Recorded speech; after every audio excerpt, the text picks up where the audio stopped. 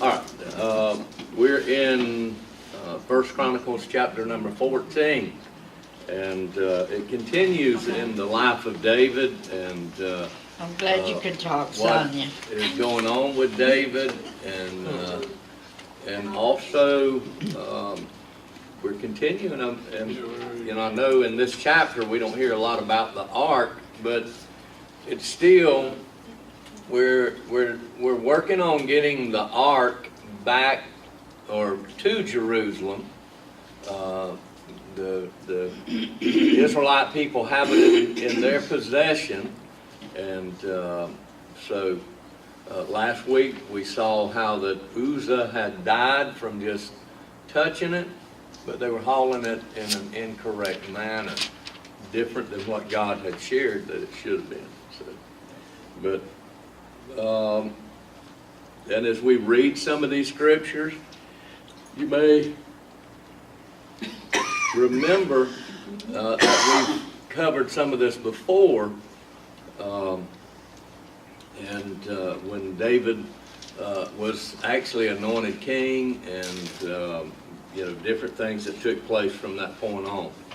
And here in chapter 14, we're going to see David's house is going to be built because he is the king, and it helps him to realize something, that these things are taking place. And then we'll see a pile of youngins that is he has in Jerusalem, and then them fighting the Philistines again. So, but we'll begin in verse 1. It says, "Now Hiram, king of Tyre, sent messengers to David, and timber of cedars with masons and carpenters to build him an house." Now, and you know, back when we read about Hiram to begin with, Hiram was king of Tyre, and he also was a really good friend of David's, and the Bible shared when we read about him back, it's been several months back, when we read about him then, that he really loved David.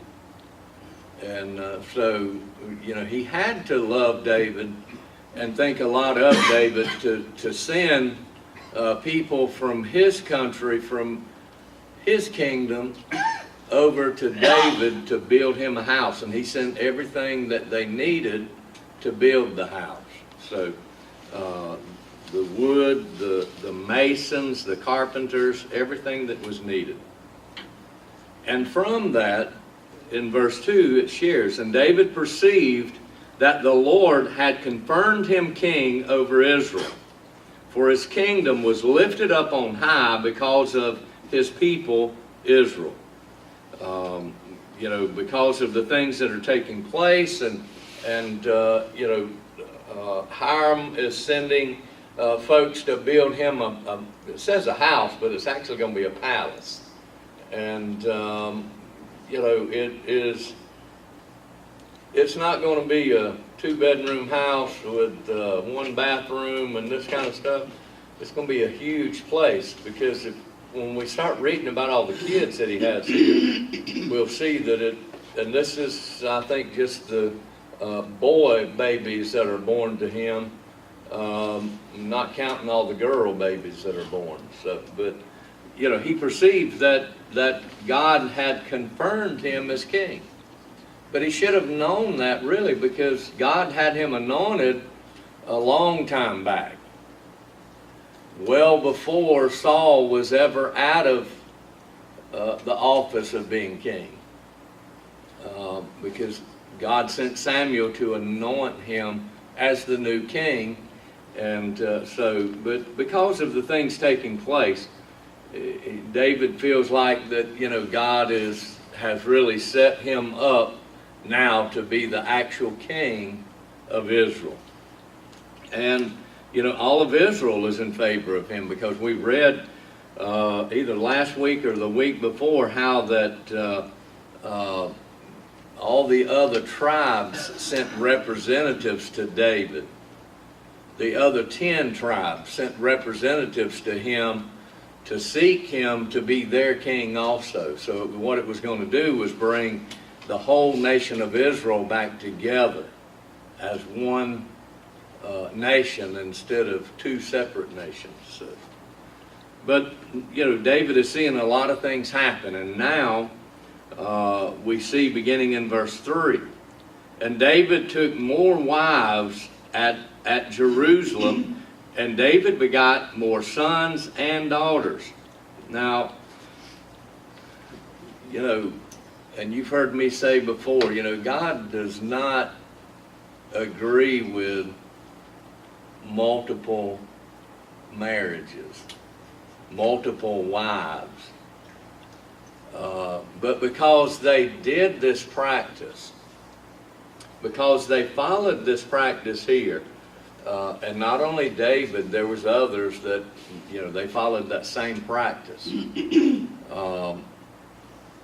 God still loved David, and God allowed it, but eventually it's going to cost David, because that's not what God had intended even from the beginning. If you go all the way back to the beginning, God intended marriage between one man and one woman, till death do us part, and that's it.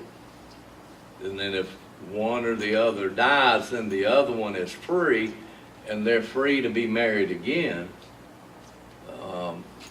without any type of penalty, without any type of sin being committed and being remarried. So, but David had more wives. The Bible doesn't share how many more here that he had taken, but with all the wives that he had, he was having more sons and daughters. Now these are the names of his children which he had in Jerusalem: Shammua and Shobab,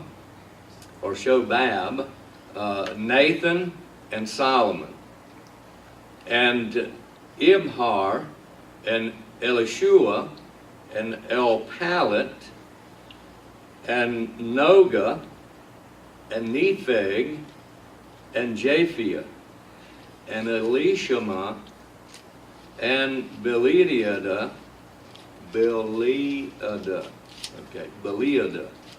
and Eliphalet. So these were the children that he had begotten pretty quickly after coming back into Jerusalem. So, he's having bunches of youngins. So, the house that was being built for him was not just an ordinary everyday house.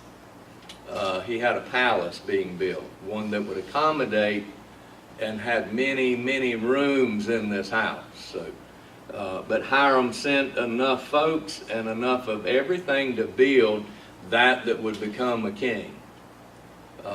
And no doubt Hiram had his own palace, and he knew what really a king was due as far as a house. So he was having it built for David and for all of his family. And when the Philistines heard that David was anointed king over all Israel, all the Philistines went up to seek David.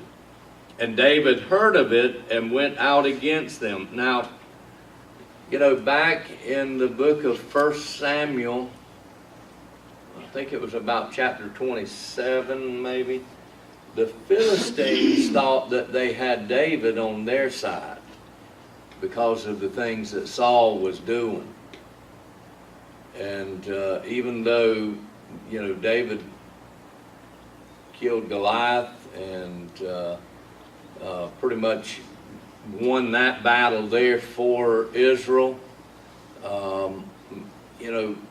but with all the things that was going on between Saul and David, and Saul wanting him dead, and David having to run and hide and stay in caves and just running all the time, the Philistines thought that they had him on their side. But now that when they had heard that he had been anointed king over Israel, they realized, hey, you know what? He's not on our side. He's not for the Philistines. So the Philistines are upset, and they come out against David and Israel. So what does David do? You know, David is a good warrior. David is he has a good head on his shoulders for going to battle and knowing how to battle and how to defeat the opponent. And so, you know, David didn't waste time. He was ready. He was ready to go against the Philistines. And the Philistines came and spread themselves in the valley of Rephaim. And, you know, they come and they're ready. They've got their huge army just spread out here in this valley, and they're ready to take on anything that David could bring up against them. But one thing that I see that David has done, you know, it shares when David heard that the Philistines were coming out to seek after him. When he heard of it, it says he went out against them. He didn't wait. He went out and got prepared for the battle. He went out and got his soldiers ready for the battle, his army. But one thing that I see that he's done here in verse 10 is something that was very important. And David inquired of God. You know, David he asked God before he was actually going to go to battle. He sought God in this matter. David inquired of God, saying, "Shall I go up against the Philistines?" He wanted to know if it was right with God for him to take his army and go to battle against the Philistines, which is a big plus. That's what people should do. When problems arise, instead of us trying to take them on ourselves, instead of us just going and barreling into it and, you know, not seeking God, we should seek God and ask God, God, what would you have me do? God will answer our prayers. God will guide us. He'll show us what we need. So David asked that question, shall I go up against the Philistines? And wilt thou deliver them into mine hand? So he asked God two questions. Shall I go up against them? And are you going to deliver them into my hand? Am I going to be the winner of the battle? You know, David wanted to know up front. God, if you're going to send me out here, am I going to win? If you're going to let us go against these Philistines. And the Lord said unto him, go up, for I will deliver them into thine hand. So, you know, what a blessing. God answered David's prayer. God answered the two questions that he asked. God, do you want me to go out up against the Philistines? God said, go ahead. He says, really, you know, David asked, am I going to win? And God said, I'll deliver them into your hand. You're going to win this battle. Don't worry about it. You've consulted me, and you're going to win this battle. You know, you're coming out well ahead. You're gonna have these Philistines on the run. And you know what a blessing it is to ask, to inquire of God, even in the day and hour we live in. God, what would you have us do? So they came up to Baal-perazim, and David smote them there. Then David said, God hath broken in mine enemies by mine hand like the breaking forth of waters. Therefore they called the name of that place Baal-perazim. So, you know, God did exactly what he said. You know, there's nothing that God won't put us up to doing that God won't be the victor in it. God is not going to lose. God's people are not going to lose. If you read through the Bible, you'll find that either way, we're going to be victors. No matter what happens in this life, in this world, as a child of God, we're winners. We've won already. So, but, here, they named this place Bel Perazim because because of what God had done there for David. And what a blessing God is. He's still that kind of blessing for us today. But he shares that God hath broken in upon mine enemies by mine hand like the breaking forth of water. It was like a flood, that just rushed in and overtook these Philistines. And they were defeated. It probably would have stand to reason if you'd have looked at both sides. You might have, from a man's point of view, you might have leaned towards the Philistines. But I want to tell you, when God gets in control of something, God does miracles with small amounts. Just like with Gideon and 300 soldiers. He started off with a huge army, and God told him that was too many. And they sent all of them home that were afraid, so he was left with about 20,000 or so. And God says, you still got too many. So they went down to the river, and God says, the ones that drink water, that are looking around as they're drinking water, those you keep. And there's only 300 of them. Everybody else was sent home. He was going up against a huge army, but he defeated them. God's good. God caused David and his army to be victors in this battle. And when they had left their gods there, David gave a commandment, and they were burned with fire. So, all their false gods, their idols, and all these things that they had left at that point, that they had lost the battle, and they went in retreat. Everything that they had left there that pertained to their gods, David ordered it burned. And that's what they did. They didn't keep any of it. Now had somebody kept some of it, it would have been sin in the camp. There would have been trouble. But they didn't keep any of it. They did exactly what David said. They burned it. They did away with those false idols and all the things that they had left that pertained to their gods. And it's the same way today. There's a lot of false gods and false things out there that try to get our attention, and Satan tries to use the name of church to deceive people, because there's a lot of groups of people out there that call their organizations churches that really have nothing to do with the church that God talks about. They're totally separated from that church that belongs to God. But it sounds good, it looks good. But,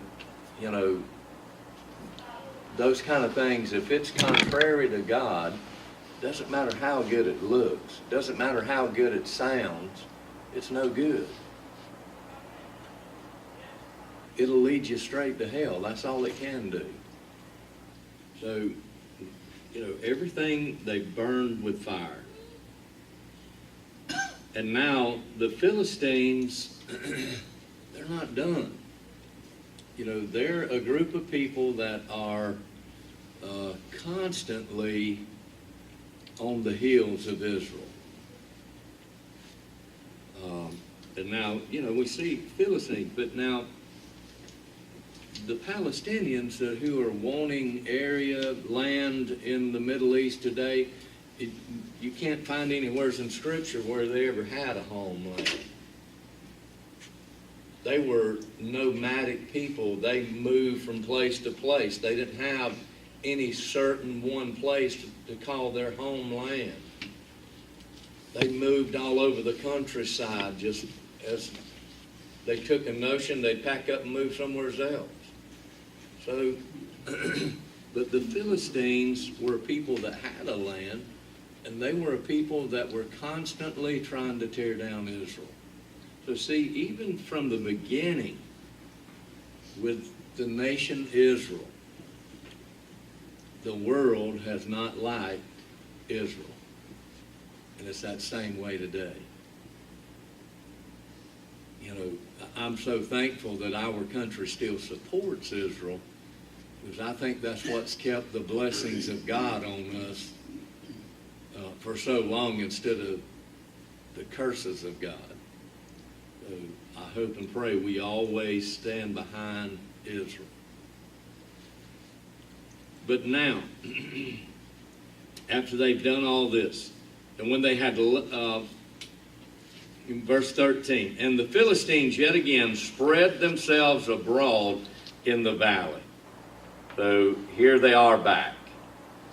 You know, they've regrouped and they've come back. We're going to go back against Israel, and we're going to defeat Israel this time.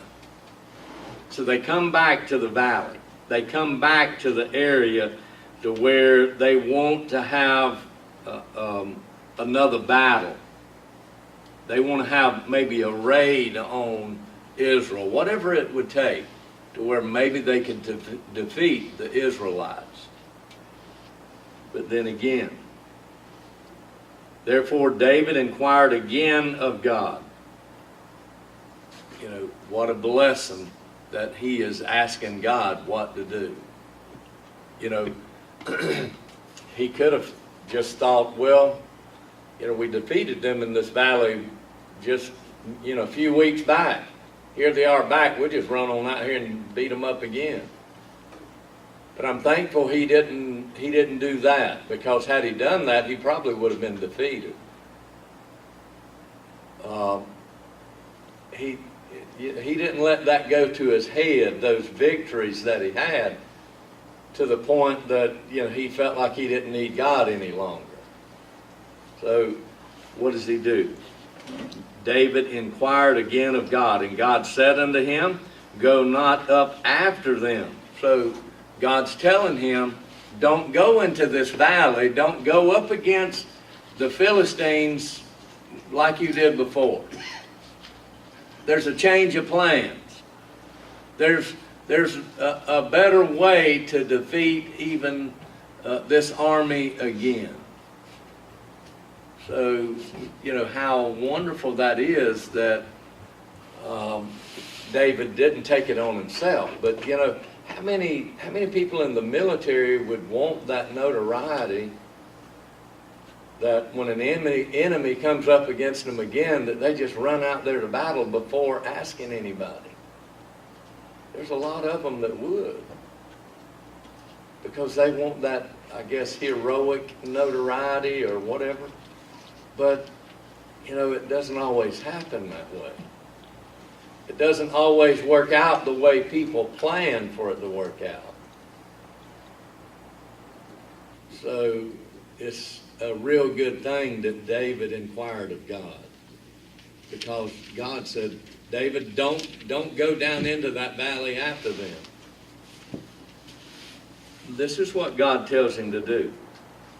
Go not up after them, turn away from them, and come upon them over against the mulberry trees. In other words, God is telling David, you turn really like you're retreating.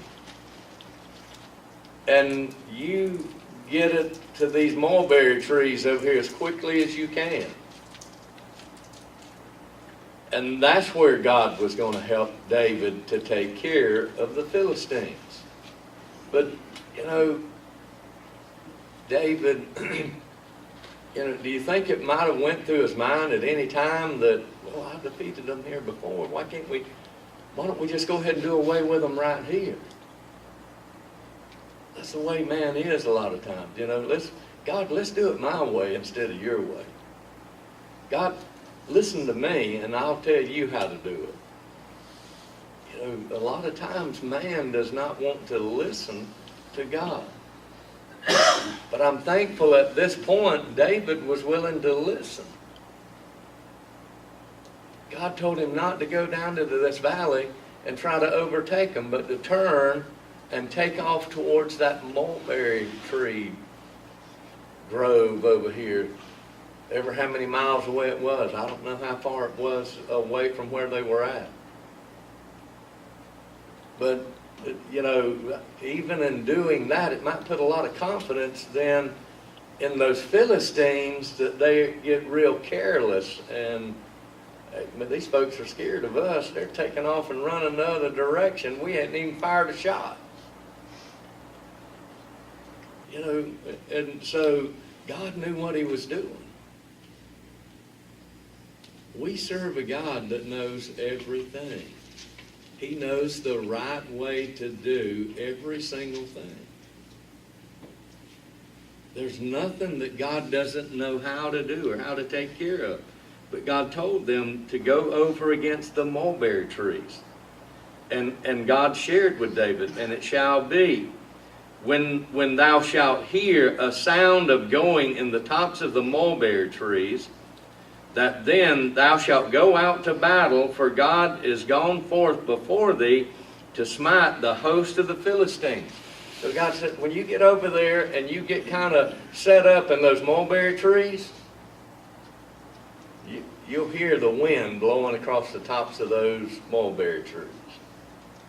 And he says, when you hear the blowing across the top of those trees, really that's your sign to come out to battle. Come out and run. It's amazing sometimes the wind blows, you can hear it in the trees, it makes a fuss. Yeah. And maybe the next day it blows and it don't. Yeah. It's amazing how it works. Yeah. That's true. God and all of his wonderful works. Amen. You know, God can do anything. You know, I don't know if the sound of the wind coming across the top of those mulberry trees, if it startled the Philistines what took place, but God knew what he was doing. I know it just, I used to try to quail hunt. I tried to a few times with some friends of mine. And we tried walking them up, and we tried it with dogs, and I just I couldn't shoot. I'd get startled every time those quail would flutter coming up. Sound like a snake. It sounds terrible. And They'd be just a shooting, and I'm like, Where's that snake? they're gone, you know. And so I just, if I want any quail, I'll have to buy them myself. Set up a trap like we used to do. Yeah. But, you know, for whatever reason, God knew the reason. God knew that if they would follow his instructions, don't battle with them back in this valley. You take off like you're in retreat, going towards these mulberry trees, and when you get in those trees and you begin to hear the wind blowing across the top of them, you come out to battle. And look what it says there. He says, when you hear that, then thou shalt go out to battle, for God is gone forth before thee to smite the host of the Philistines. So, you know, God was in this battle. God loves his people. And we still serve the same God today. As one of his people, one of his chosen people tonight, if you have Jesus Christ in your heart and life, if you're living for him, if you're one of his children, God will do whatever it takes to protect us. You know, to help us to make it to whatever God has for us to do till it's our appointed time to leave from here.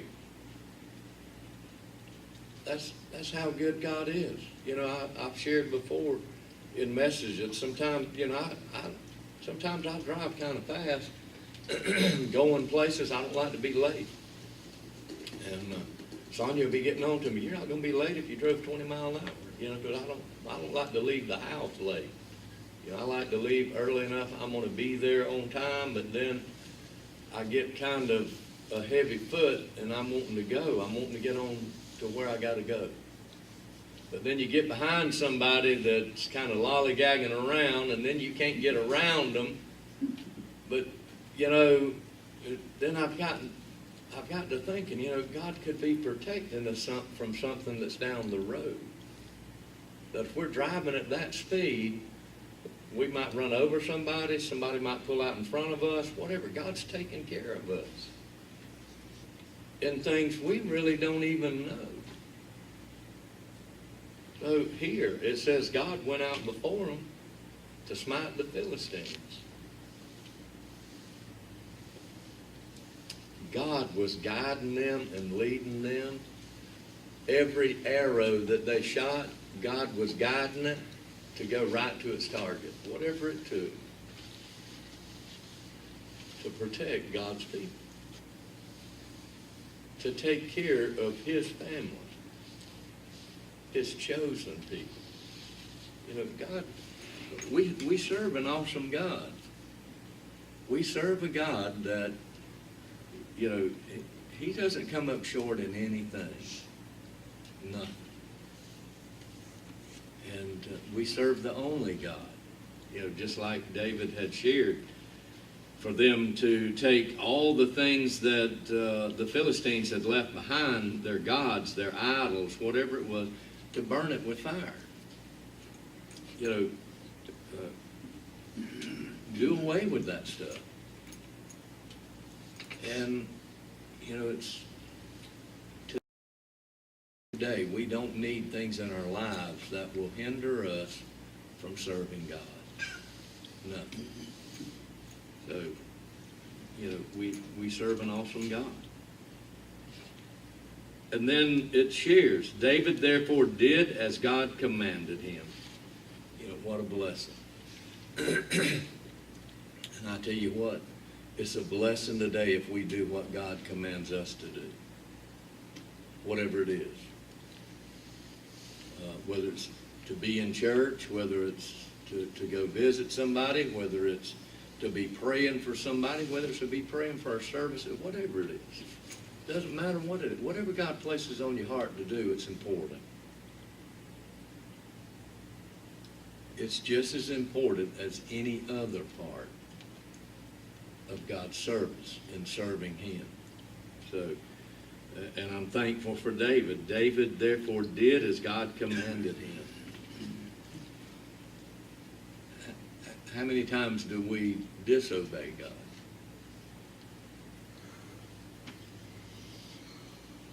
Probably more than one, you know, probably several over the years, over a period of time.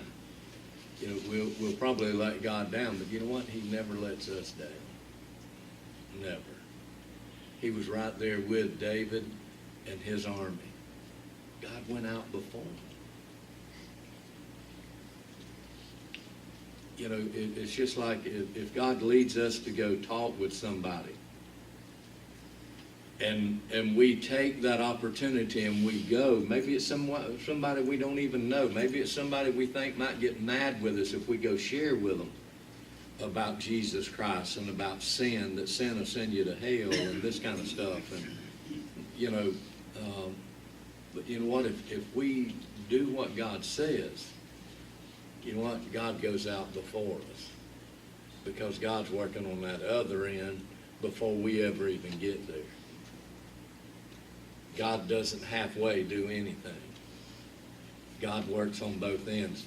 We may think, well, I don't know what to say. I tell you what, if God places that on your heart to go see somebody, He'll give you what to say.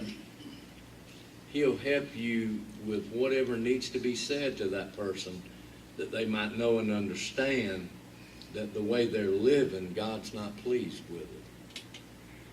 So, but I'm thankful that David was one that he did as God commanded here. Now, there were times in David's life that he went totally against God. You know, one instance was Bathsheba, when he took her from her husband, who was in his army, and he had him killed.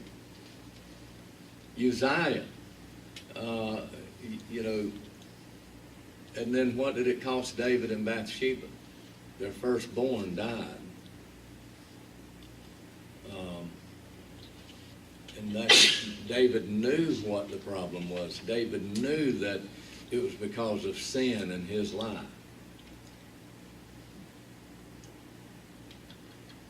And he knew where that child had gone, because he shares in Scripture that he knew that child was dead when his servants came to him to tell him.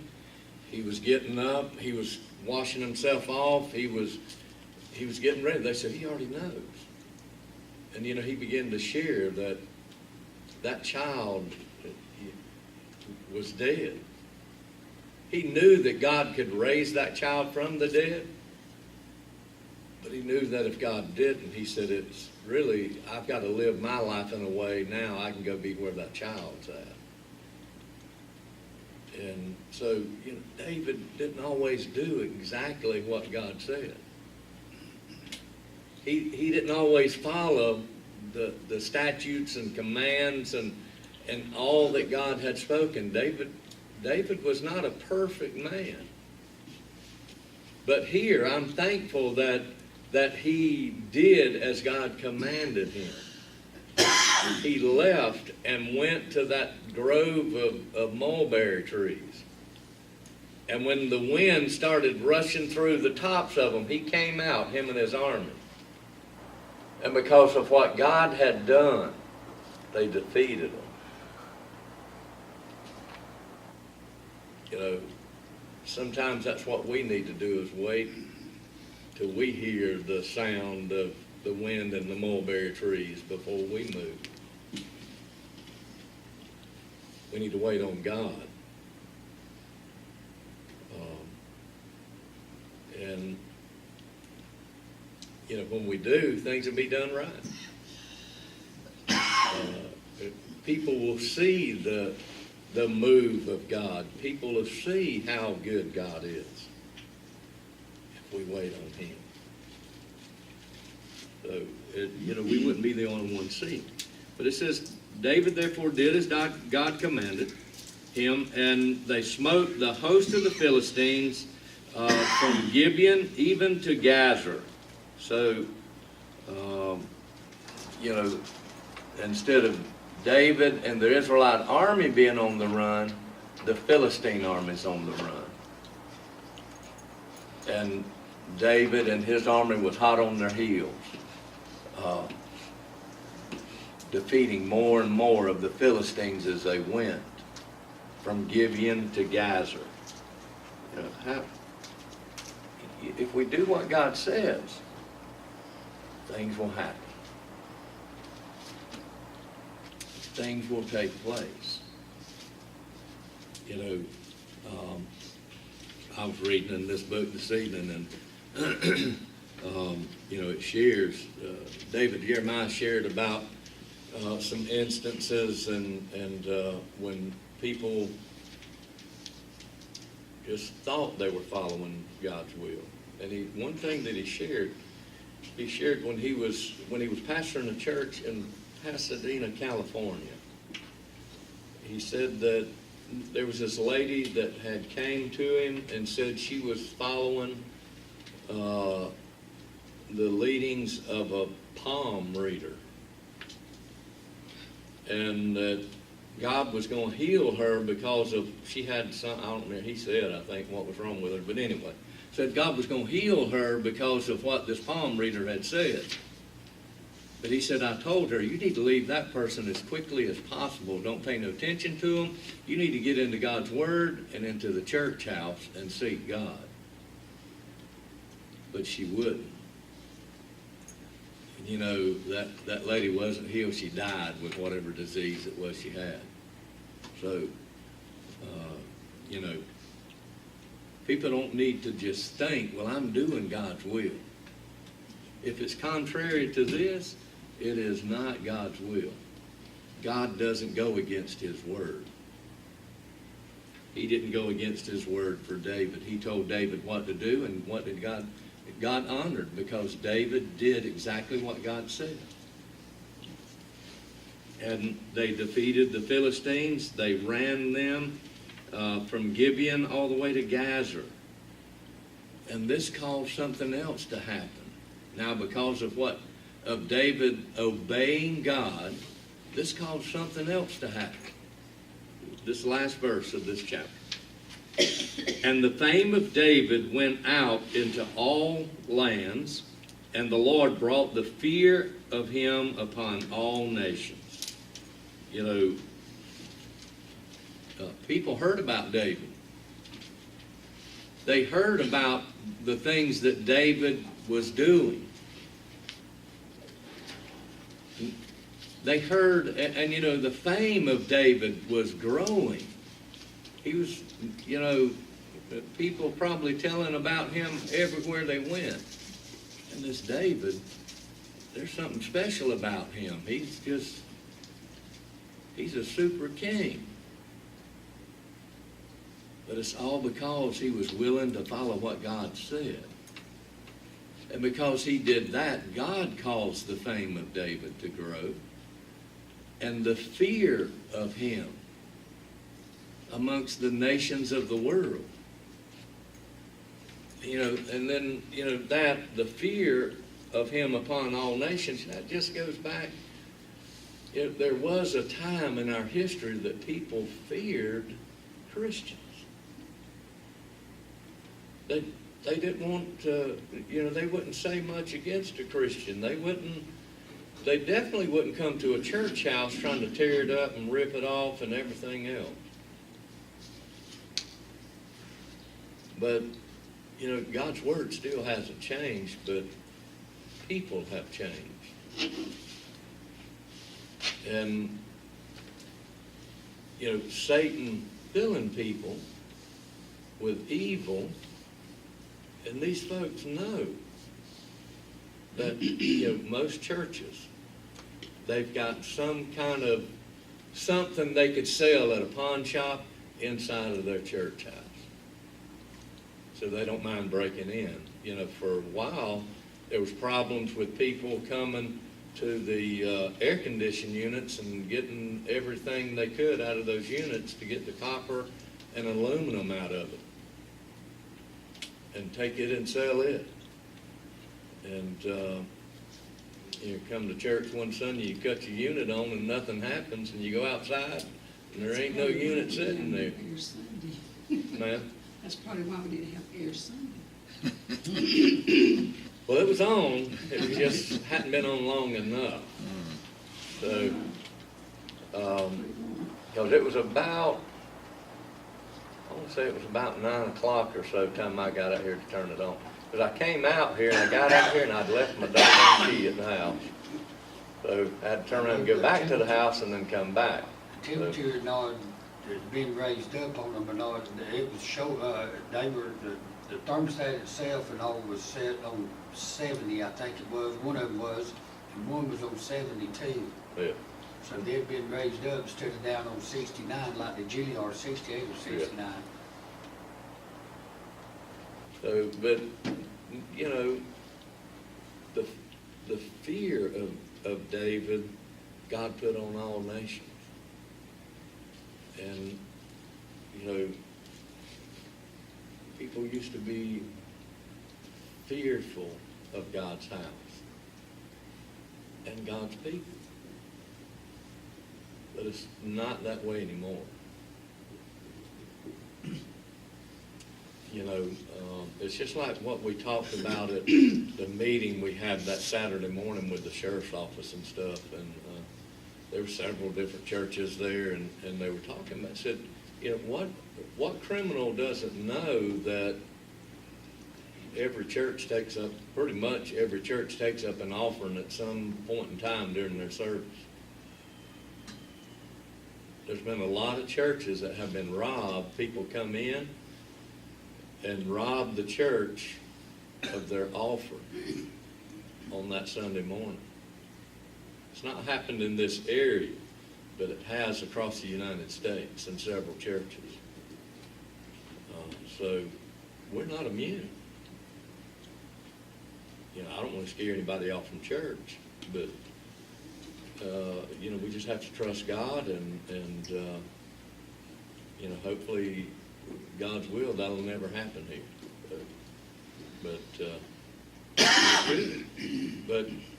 God put the fear of David among all nations. I'm thankful since 2004, whenever it was, we started building on this building, because Father's Day of 2005 was the first service we had in here.